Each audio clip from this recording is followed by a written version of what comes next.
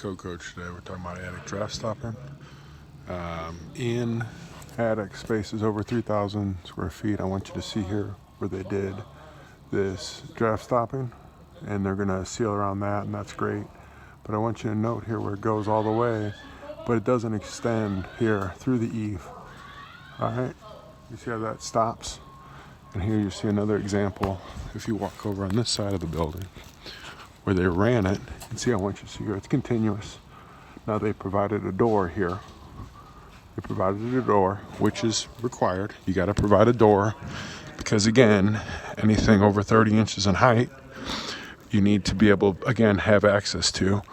But I want you to see here where they extended it, and I want you to see where it extended, but they didn't get over here on the porch.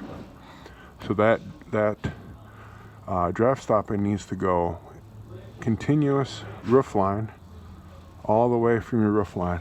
So that's a big thing to look for and to verify. Like I said, when you're looking at attic draft stopping, so like I said, when they're coming in here, they're gonna run their draft stopping across and put it in. But like I said, we want to make sure that when they put it in here, you see here, they ran it across and they didn't include this porch space.